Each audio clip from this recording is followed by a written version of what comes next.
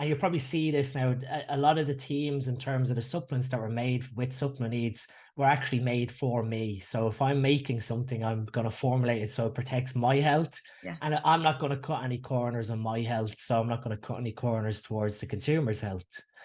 So the sleep stack came about. I was working, obviously, a rotating shift pattern of a month of day shift and then a month of night shifts. And what you're told when you enter into like corporate industry with shift patterns and occupational health, a lot of the information that's given to you is quite false and how to navigate through something like working shift. And obviously we now know that shift patterns do bring about a level of carcinogenicity and future health detriment because you're going against your circadian biology. And obviously on the days when I was having to sleep during the day after night shift, obviously with being a bodybuilder and doing competitions during that career process, I had to figure out a strategy that I couldn't, sacrifice my sleep quality or quantity and ensure that my mental performance in terms of my work didn't suffer as a consequence either. And so I began to look at, again, taking a functional medicine approach of how do we fall asleep and how do we stay asleep? What's the biochemistry between getting yourself to sleep and getting yourself to stay asleep? I think that's so important when people talk about sleep. And, I spent 20 years not bothering about sleep. Being in the corporate world, I was the opposite. It was like, let's go out and party, wreck our bodies. Yeah, you can sleep when you're dead. Do you remember that expression? You can sleep when you're dead. And then realizing sort of the last few years how important sleep is, particularly obviously when you're training for a competition, and especially with muscle building, you need sleep. And now you actually need, all those people out there that are trying to lose weight. If you don't get adequate sleep, your body's not going to be in a state, that's when you're losing weight. And the other side with sleep, you don't get adequate sleep, your appetite hormones actually get severely skewed. So you tend to overeat to compensate for that lack of sleep.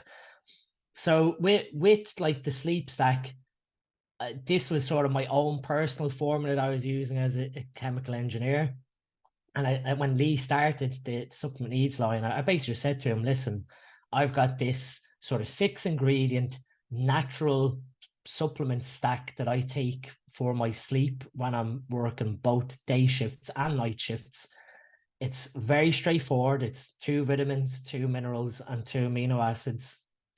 And it plays off such a simple biochemistry that when you explain it to people, they'll be sort of like, whoa, how come I never thought of this sort of combination of how simple it is? And you say it's totally natural, because obviously there are sleeping pills out there, which I try not to touch unless I'm so desperate. Yeah. So there's absolutely no sedative ingredients in this. So that was one thing that really irked me in like the supplement industry, is that you have sleep products, but they're all based around either depressive supplements, in that they depress your nervous system to get you to sort of calm down. And they never really force your brain along the actual biochemistry of falling into deep sleep. So yes, you fall asleep, but the quality of the sleep is quite poor. And that's where a lot of like even conventional therapies like benzodiazepines or some of the antidepressants or antipsychotics that are prescribed for sleep do a good job of getting you to relax so you close your eyes, but you never go through the 4 sleep stages correctly. So you never really get the same quality of sleep as you would if you were to naturally fall asleep. But it's better than lying in bed suffering with insomnia or anxiety of worrying that you're not getting sleep. So those compounds or those drugs serve a purpose for temporary relief, but you never coach people on how to actually encourage the brain to fall asleep naturally and then to stay asleep naturally. It's that staying asleep. I have no problem getting to sleep, and I go to bed, I make sure trying to get my 8 hours sleep. So I'm often in bed at 9 o'clock, 10 o'clock if I can. But yeah, I wake up pretty consistently at about 3 o'clock, and I can be up sometimes for an hour. So when it comes to that, it can be 2 things. So obviously we have we have to have a very calm brain for our body to fall asleep. So we have to feel safe. The environment has to be correctly adequate for your sort of sleep needs, so that your brain actually feels safe to allow you to go to sleep, because your sleep is a quite a vulnerable process, that your security of your mind and your body needs to be at the foremost forefront before your body will actually allow you to fall asleep. The other side of it is obviously then your neurotransmitters in your brain. So like you've got excitatory neurotransmitters that make you feel motivated and happy, and then you've got inhibitory neurotransmitters which tell your brain to calm down.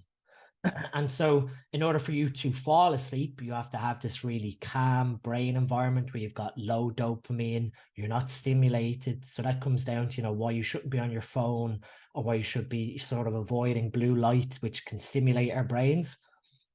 And I try not engage in any sort of social activities that will wire you, or cause, very excitatory thought processes that would stimulate you to stay awake, basically, where you're thinking, what if, what if, what if? And that's where obviously meditation comes in, and that you're able to look at these thoughts and try and absolve or dissolve some of those thoughts away, or why journaling before bed helps get rid of these sort of spurious thoughts that can keep you awake. So that's really all down to falling asleep, is creating the correct brain environment, the correct sleep hygiene, having the correct, room temperature, lighting, having a very dark room, your bed sheets, your bed, your pillow, everything like that plays into this small little additions to getting you to fall asleep. But then staying asleep comes back to your melatonin. And a lot of people view melatonin as this potential supplement. It's actually a hormone that your body makes.